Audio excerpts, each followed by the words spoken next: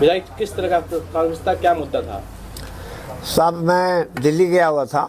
हमारे विधायक हैं नौतनवा विधानसभा के, बहुत मेहनत करके विधायक हुए बेचारे। इन्होंने सदन के अंदर कहा कि 40 साल से नौतनवा विधानसभा माफियाओं के चंगुल में फंसी हुई थी। तो 40 साल के बीच में मैं भी एक बार विधायक रहा और मेरे भाई साहब भी विधायक रहे।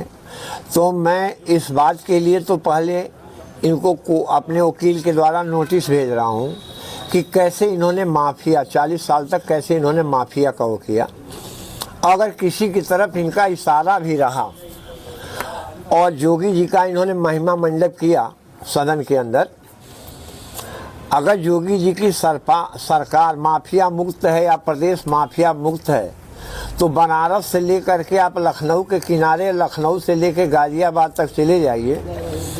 एक जात की माफिया से आपने समाज को मुक्ति दिलाई है, मुस्लिम जात के। और ये अगर आप कहते हैं कि नहीं साहब हमने पूरे माफियाओं से समाज को मुक्ति दिला दी, तो मैं इसको सच नहीं मानता हूँ। मैं किसी का नाम नहीं लेना चाहता हूँ, लेकिन आज विधायक होने के पहले अभी गोरखपुर का एक चर्चित हाता हुआ करता था। उस हाते में ये लोग जो लोग बंदूक ढोने का काम करते हैं वो भी नौतनवा विधानसभा में ये कहते हैं कि हमने माफिया से मुक्ति दिलाने का काम किया। तो मैं तो नहीं जान रहा हूँ कि अभी जोगी जी की सरकार थी और एक शरीफ आदमी को उन्होंने, जो 302 में एक महिला के मर्डर में बंद थे, उनको जेल से निकाल करके घर तक पहुंचाने का काम किया जोगी जी की सरकार ने।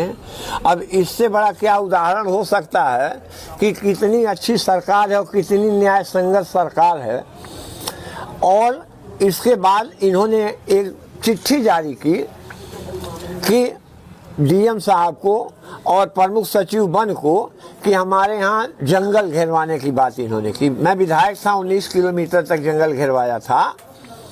जंगल घेरवाने के लिए विधायक निधि का पैसा देता है। हम लोग विधायक थे तो एक साल में 1.5 करोड़ रुपया पाते थे। ये लोग विधायक हैं जोगी जी की सरकार में, एक साल में 5 करोड़ रुपया पा रहे हैं।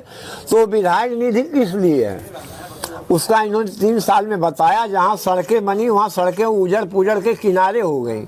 दूसरी चीज़ ये है कि अभी आप ही लोगों के माध्यम से इन्होंने समाज में कहा कि सेमराहना का पुल स्वीकृत हो गया है। अगर सेमराहना का पुल स्वीकृत था तो अभी 4 दिन पहले विधानसभा में उस पुल की मांग के लिए अपना गुहार लगा रहे थे सरकार से कि सेमराहना का पुल, अच्छी बात है, सेमराहना का पुल बनना चाहिए।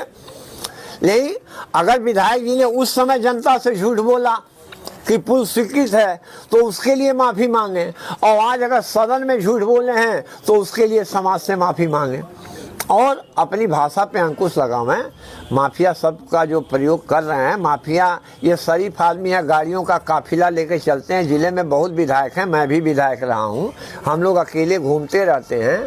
ये कहाँ के शरीफ हैं कि दर्जन गाड़ियों को लेकर के चलने का काम करते हैं, अपने आप को शरीफ प्रस्तुत करने का काम कर रहे हैं।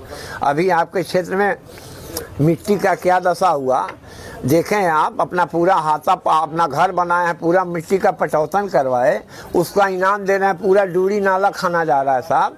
और किसानों का जो डूरी नाले का किनारे का खेत है वो भाड़ा करके उसकी अरार टूट करके जाके उसी में गिर जा रही है। बालू का घाट का ठीका हुआ है 1 नंबर का, और जाके 2 नंबर में खन करके बालू निकाला जा रहा है। अभी नौतनवा में ये इतने सज्जन व्यक्ति हैं कि नेपाल से आने वाले जो लोग होते थे उनकी गाड़ियां जब नौतनवा में आती थी तो उनसे ये नौतनवा नगर पालिका नहीं ली जाती थी।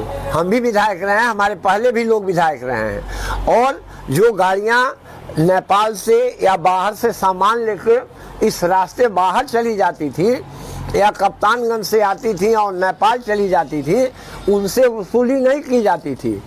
आज मानवर विधायक जी विधायक हैं और इनके लोग वहाँ बैठे रहते हैं, इनके ससुराल पक्ष के लोग बैठे रहते हैं और वहाँ इस तरह से नाजायज वसूली हो रही है।